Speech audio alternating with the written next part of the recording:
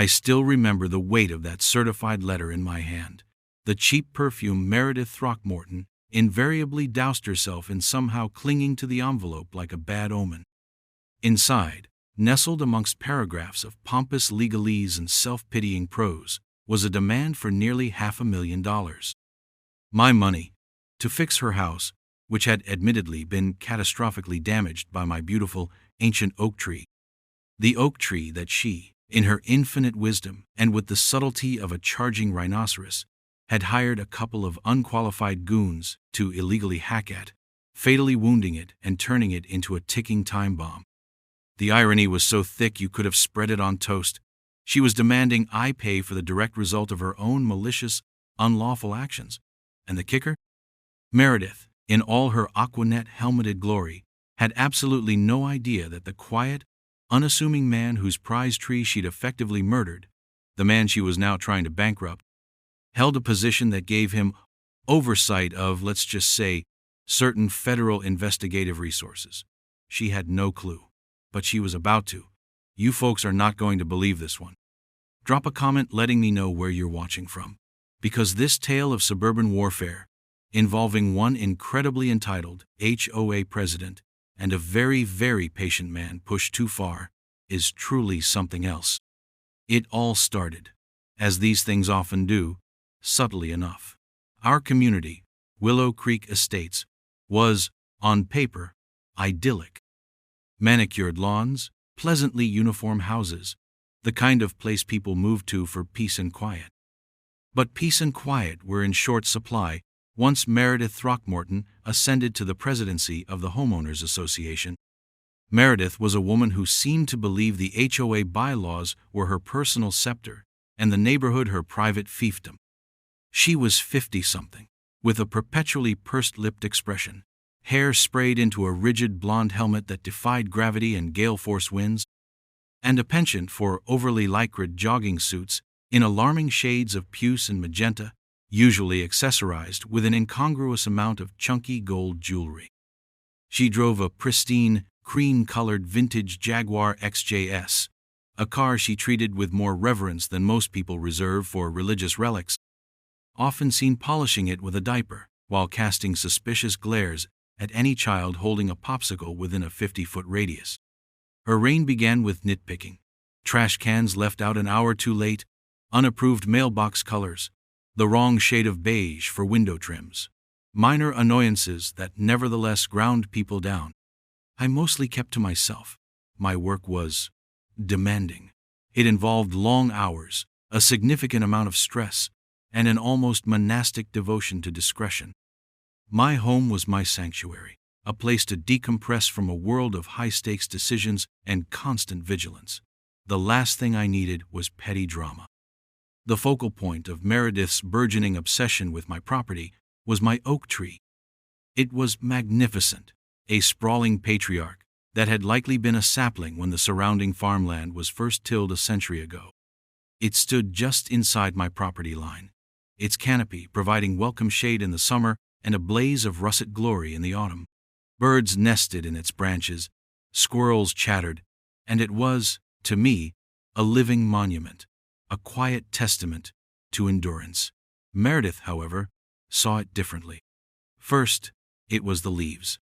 "Your tree," she'd announced one afternoon, ambushing me as I collected my mail, her voice carrying that distinctive Throckmorton blend of saccharine condescension and iron willpower, "is shedding excessively onto my driveway. It's creating quite a slip hazard." I politely pointed out that it was autumn, a natural process, and offered to sweep her driveway if it truly bothered her.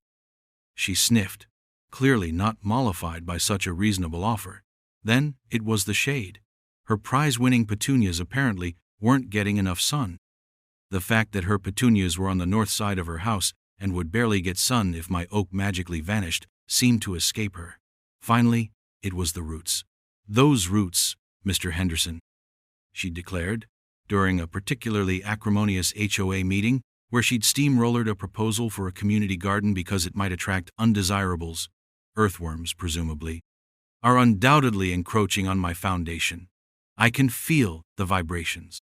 I calmly explained that oak roots primarily spread laterally and are not typically aggressive towards foundations, unless there's a pre-existing leak or weakness they can exploit, which, given the newness of our homes, was unlikely. To be sure, and to shut down this line of attack, I hired a certified arborist, a quiet, knowledgeable fellow named Alistair, who produced a comprehensive report.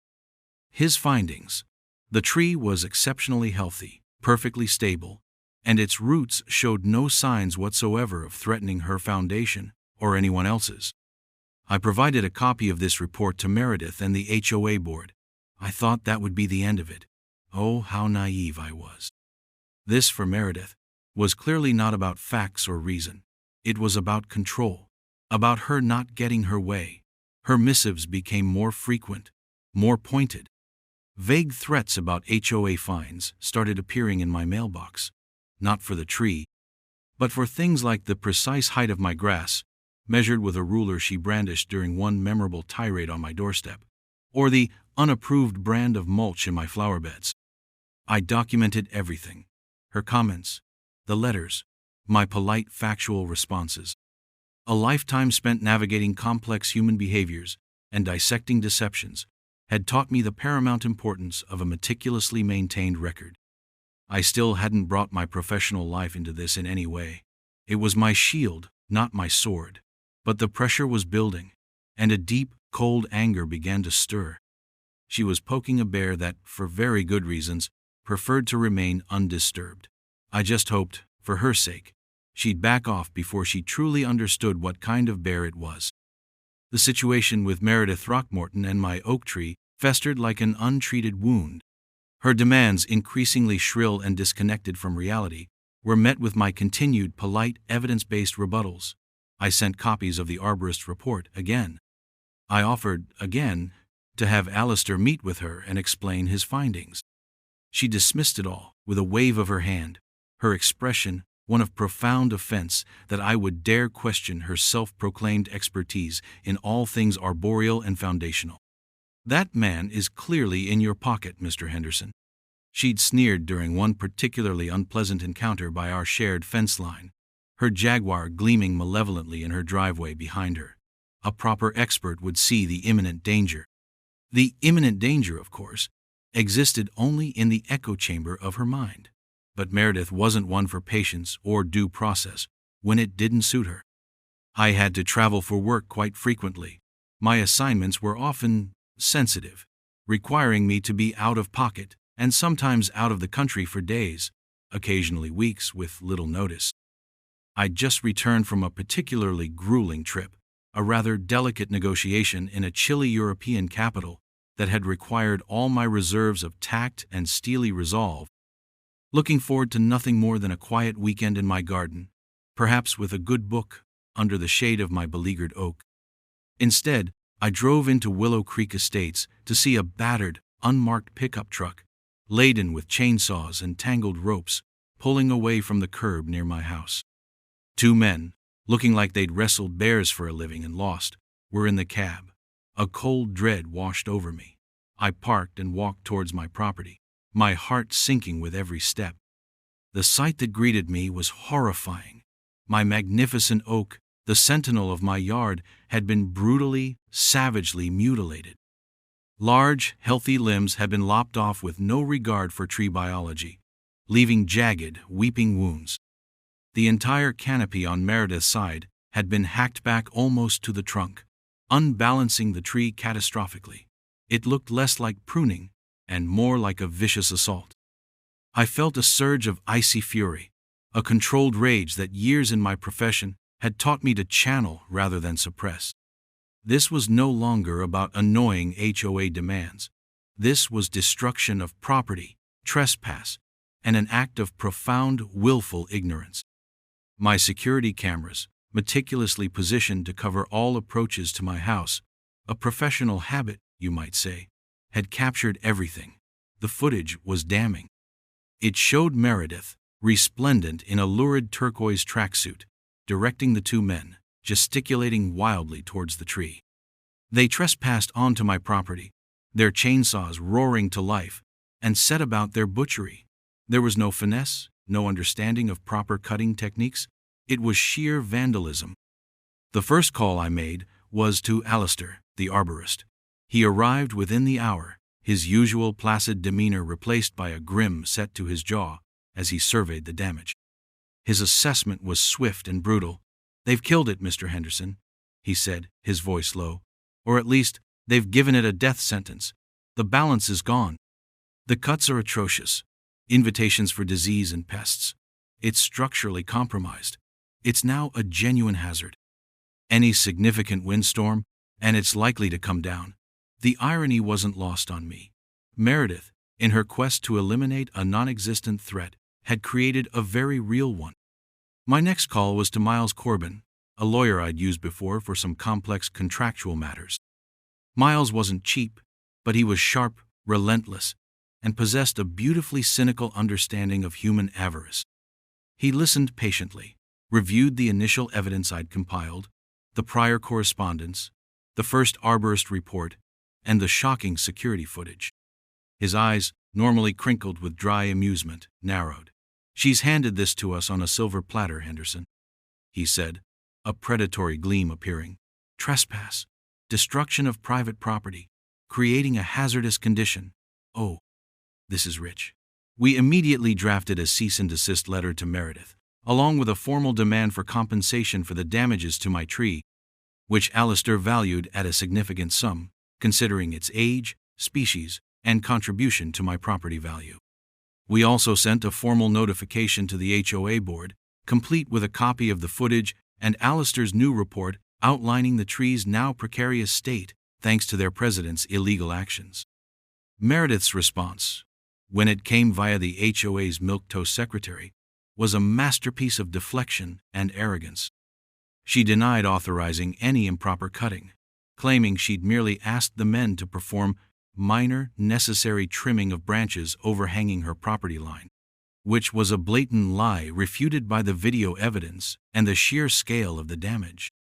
She then had the audacity to state that if the tree was now a hazard, it was due to my prior negligence in failing to maintain such an overgrown and dangerous specimen. The HOA board, a collection of spineless sycophants who owed their positions to Meredith's patronage, predictably sided with her, issuing a counter-notice that I needed to address the now hazardous tree or face HOA sanctions. It was breathtaking. The weeks that followed were a grim vigil. The oak, my beautiful oak, began to visibly decline. Leaves yellowed and dropped out of season. Bark peeled from the edges of the jagged cuts. It leaned more perceptibly, a wounded giant awaiting its fate. I documented it all. Photographs, video, detailed notes. I was building a fortress of facts, each piece of evidence a carefully laid stone. A major late autumn storm was forecast, with predictions of gale-force winds. I ensured my insurance was up to date, not that I expected to need it for my property. The stage was set, and then, one wild rain-lashed night, it happened. An ear-splitting crack, like a cannon shot, followed by a sickening, rending crunch that seemed to shake the very foundations of my house. I knew, even before I looked, what had happened. My murdered oak had finally succumbed, falling directly onto Meredith Throckmorton's pristine, Jaguar-adjacent home. The immediate aftermath of the tree fall was chaotic. A symphony of sirens, flashing lights, and Meredith Throckmorton's particular brand of high-decibel lamentation. Her house, or at least a significant portion of her roof, and the entire master suite, looked like it had been cleaved by a titan's axe. The great trunk of my fallen oak lay across it like a tragic, accusing finger. Neighbors huddled in doorways, peering through the wind and rain, their expressions a mixture of shock and, in some cases, poorly concealed schadenfreude. Meredith, wrapped in a silk dressing gown that looked wholly inadequate for the storm, was practically vibrating with outrage, alternately wailing about her ruined antiques and her near-death experience, conveniently forgetting, it seemed, who had signed the tree's death warrant in the first place. Insurance adjusters, police officers, and emergency tree removal crews descended upon Willow Creek. It was quite the spectacle. I remained in my house, observing, documenting, and waiting. I knew what was coming. And sure enough, about a week later, after the initial debris had been cleared and the gaping hole in Meredith's roof was covered with an enormous blue tarp that flapped mournfully in the breeze, the aforementioned certified letter arrived. The demand for $500,000. The letter, drafted by a law firm I vaguely recognized as one that specialized in aggressive, often frivolous, litigation, was a work of fiction. It painted me as a negligent, irresponsible homeowner who had callously disregarded numerous warnings about my dangerously unstable tree, directly leading to the destruction of Mrs. Throckmorton's property, and untold emotional distress. There was no mention, of course, of her illegal tree-trimming expedition, no acknowledgement of the arborist reports I had provided, no hint of her own culpability. It was pure, unadulterated blame-shifting, dressed up in the intimidating armor of legal jargon. My first call was to Miles Corbin. I faxed him the letter, and he summoned me to his office, a leather and mahogany den of strategic warfare. $500,000, he mused, leaning back in his chair, the letter spread before him. She's not shy, is she? On what grounds does she imagine this flight of fancy will succeed? I then calmly walked him through the evidence I had meticulously assembled since the day her goons had attacked my tree, the dated photographs of the healthy oak prior to the incident, the clear, time-stamped security footage of Meredith directing the illegal cutting on my property, Alistair's damning second report, explicitly stating that the unauthorized pruning had fatally destabilized the tree and made its collapse in high winds almost inevitable, the record of my ignored warnings to her, and the HOA about the hazard she had created, copies of all correspondence. Miles's eyebrows climbed higher and higher as I laid it out. By the time I finished, a slow, wolfish grin was spreading across his face. "Henderson," he said, his voice filled with something akin to glee, "this isn't a defense. This is a counteroffensive. She hasn't just shot herself in the foot. She's blown her entire leg off and is now trying to bill you for the shrapnel. Now, it's important to state that, while my day job is significant, I don't use the resources of the Federal Bureau of Investigation for personal vendettas. That would be a gross abuse of power and, frankly, beneath the dignity of the office I hold. However, the skills I've honed over decades, the meticulous attention to detail, the ability to dissect complex situations, to identify weaknesses in an opponent's narrative, to marshal facts into an unassailable case, those are mine to use. And I intended to use them to their fullest extent in preparing for Meredith Throckmorton's ludicrous lawsuit. While Miles handled the overt legal maneuvering, I quietly initiated my own, very thorough, background preparation. I wanted to know everything about Chainsaw Chuck's discount tree choppers, as I'd mentally dubbed the crew Meredith hired. Were they licensed? Insured? A quick dive into state records, something I was quite adept at navigating, revealed they were neither. They were a ghost company, likely paid in cash, untraceable unless Meredith herself identified them, something her initial police statement conveniently omitted. I looked into Meredith's own financial situation, through publicly available records, of course. Were there any signs of her dipping into HOA reserve funds, a common temptation for petty tyrants? Nothing immediately apparent there, but I made a note.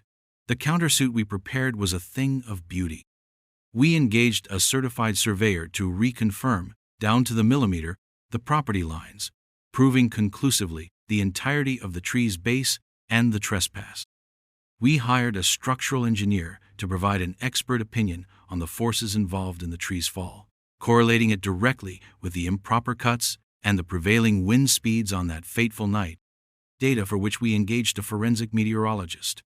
Every claim Meredith had made in her demand letter was to be systematically, irrefutably dismantled and shown to be not just wrong, but deliberately misleading. Meanwhile, Meredith embarked on a local smear campaign. She portrayed herself to sympathetic neighbors as the grieving victim of a reckless, uncaring neighbor, me, and a cruel twist of fate. She hosted tearful coffee klatches on her undamaged patio, recounting her ordeal with dramatic flair. I remained silent. I let her talk.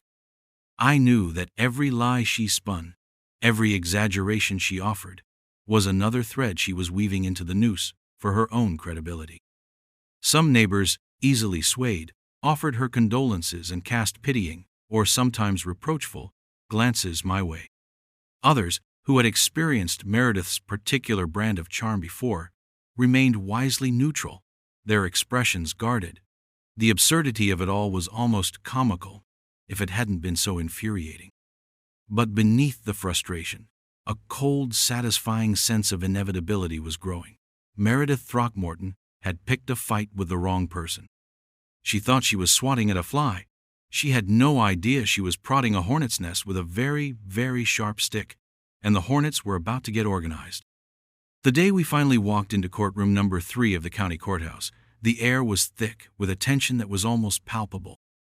Meredith Throckmorton was already seated at the plaintiff's table, a vision in what I could only describe as a grieved widow chic, a sober black dress, but with a string of conspicuously large pearls and a diamond tennis bracelet that glittered ostentatiously every time she dabbed at her dry eyes with a lace-trimmed handkerchief.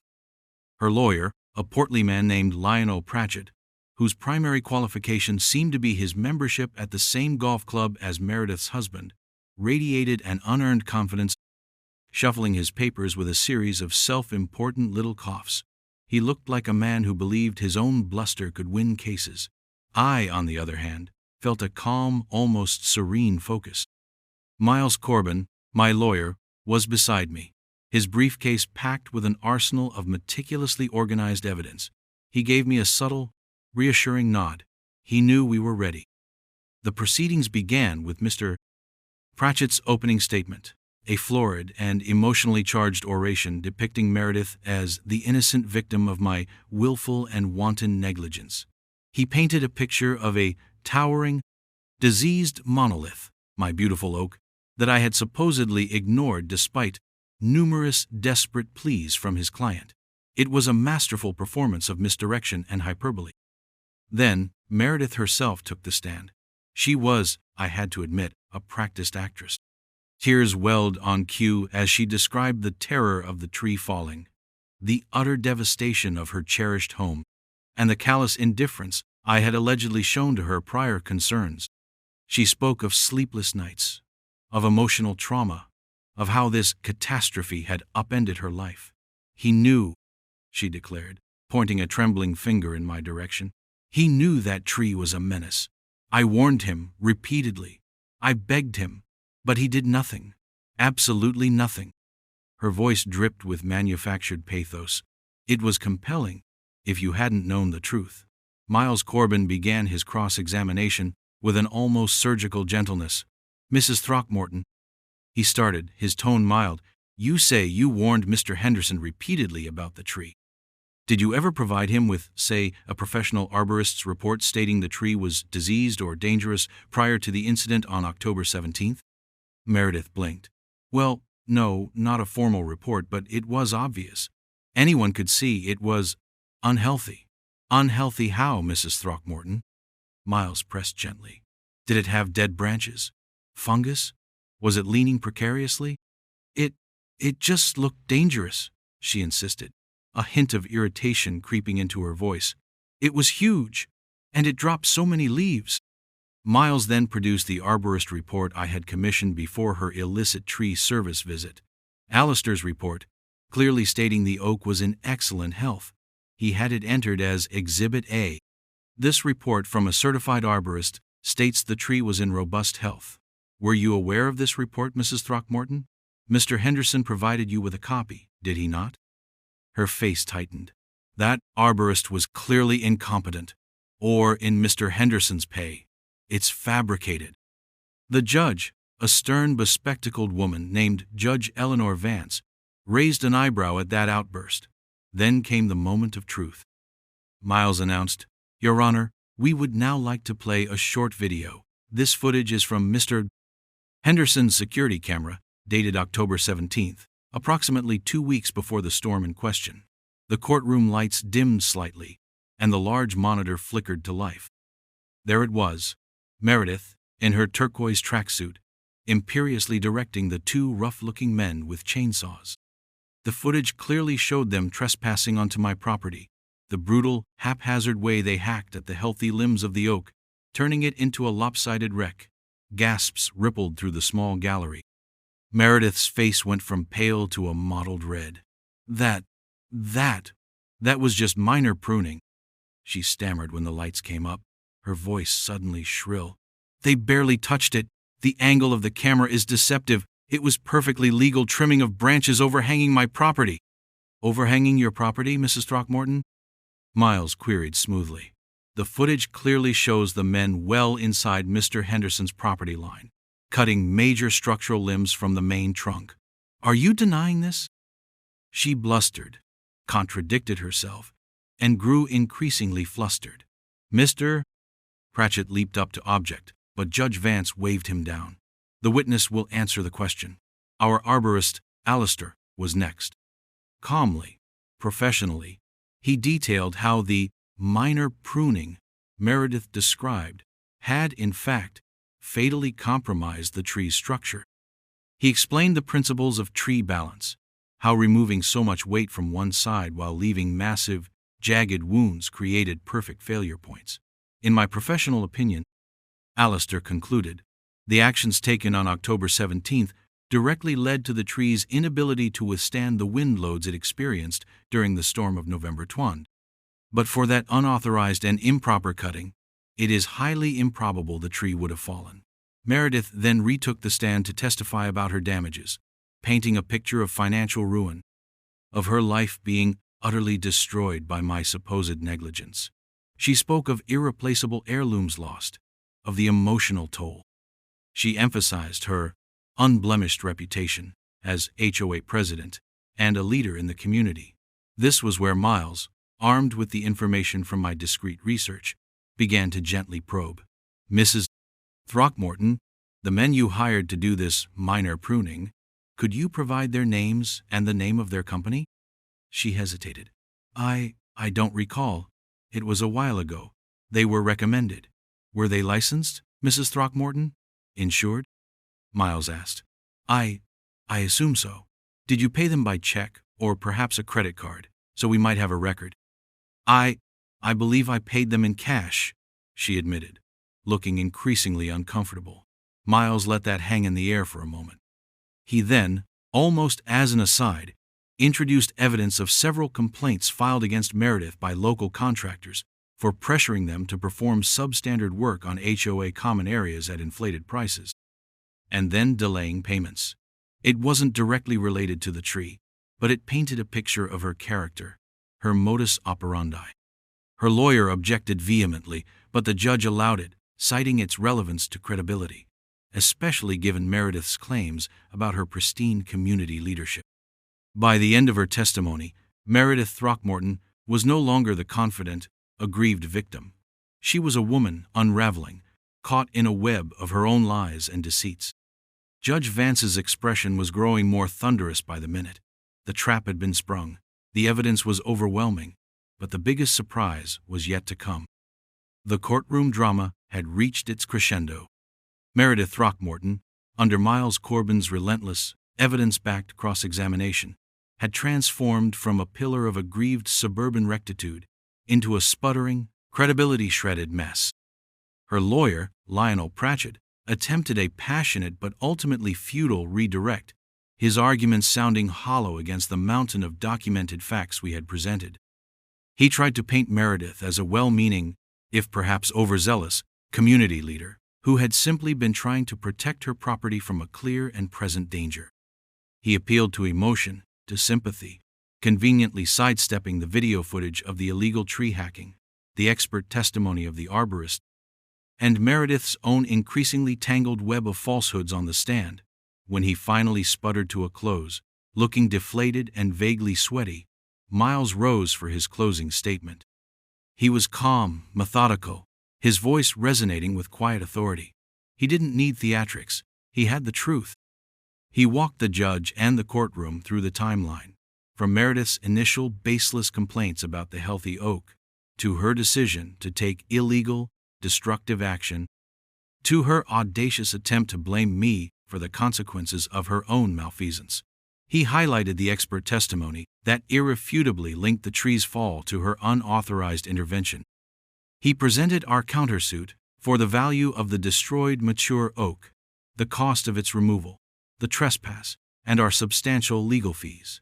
Mrs. Throckmorton, Miles stated, his gaze fixed on her, did not come to this court with clean hands. She came seeking to profit from a disaster of her own making, a disaster born of arrogance and a flagrant disregard for the law and the property rights of her neighbor. She is not the victim here, Your Honor. Mr. Henderson is the victim of her actions, and subsequently, of this malicious and unfounded lawsuit. As Miles was about to conclude, I caught his eye and gave a slight, almost imperceptible nod. He paused. Your Honor, Miles said, his tone shifting slightly. Before we rest our case, my client, Mr. B. Henderson, believes a piece of contextual information regarding his own background might be pertinent, particularly in light of Mrs.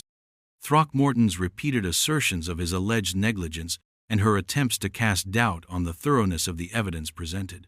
Judge Vance looked towards me, a flicker of curiosity in her otherwise stern expression.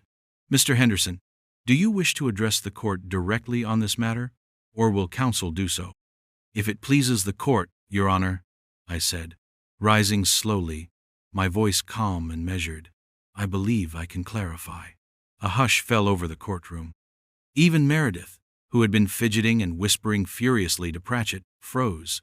All eyes were on me. Your Honor, I began, Mrs. Throckmorton has repeatedly accused me of being negligent, of failing to act responsibly regarding my property. She has questioned the validity of expertly gathered evidence. I believe it's relevant for the court to understand that my professional life has perhaps equipped me with a certain perspective on such matters. I paused, letting the anticipation build just a fraction. For the past 22 years, I have served in various capacities within the federal government. For the last 7 of those years, I have held the position of Assistant Director in charge of the Counterintelligence Division at the Federal Bureau of Investigation.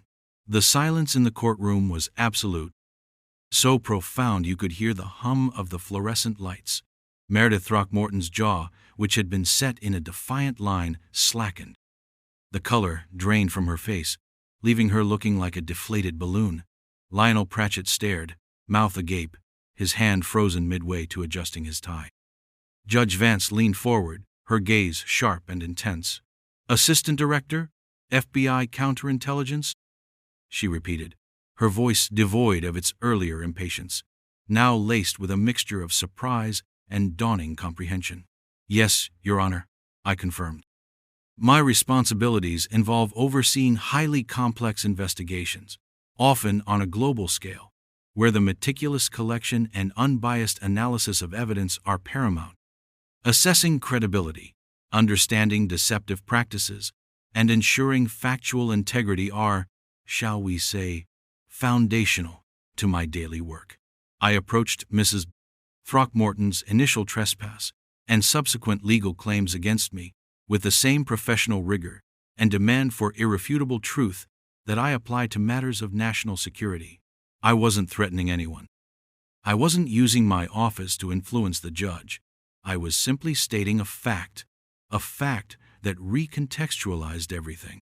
It underscored the almost comical audacity of Meredith trying to defraud someone whose entire career was built on sifting truth from elaborate falsehoods.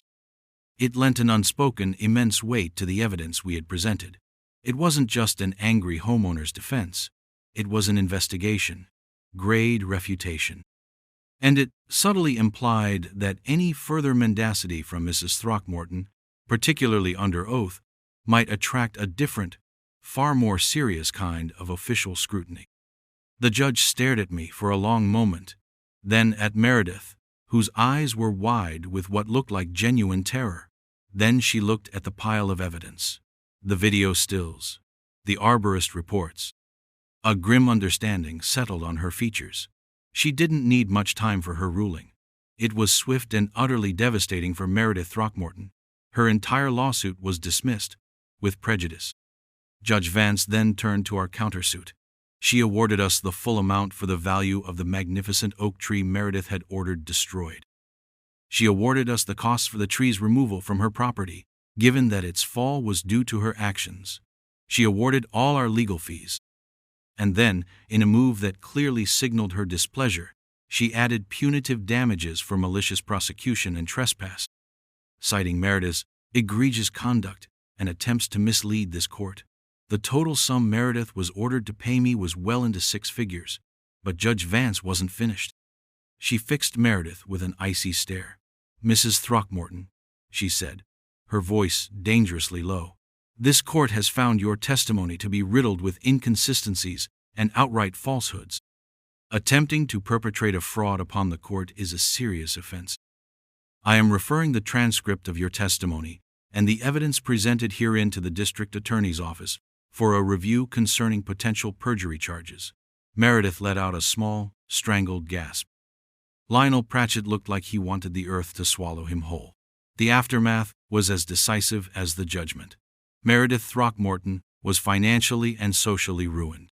Unable to afford the repairs to her house or the massive judgment against her, she was forced to sell her half-demolished home at a catastrophic loss. The vintage Jaguar XJS was one of the first assets to go. She resigned from the HOA presidency in disgrace. Her reign of terror over the news of my actual profession, once discreetly revealed in court, spread through Willow Creek like wildfire, albeit in hushed, awed tones. Some neighbors who had previously sympathized with Meredith offered sheepish apologies. A new, far more reasonable HOA board was quickly elected, and a sense of collaborative peace, long absent, began to settle over the community. My old oak was gone, a loss I still felt keenly, but in its place, justice had taken root. I planted a new sapling, a young white oak, not far from where its predecessor had stood, a symbol of resilience and new beginnings. And so, that's the story of how an HOA Karen, blinded by her own entitlement and arrogance, tried to destroy my property and then my finances, completely unaware that she was picking a fight with someone who not only knew how to build an unshakable case, but also happened to hold a rather senior position at the FBI. She learned a very hard lesson. Sometimes, the quiet, unassuming neighbor you decide to bully might just be the one person you absolutely shouldn't. Don't forget to hit that like button and subscribe if you enjoy seeing justice served with a side of spectacular self-destruction. And let me know in the comments if you've ever had your own run-in with an HOA president from hell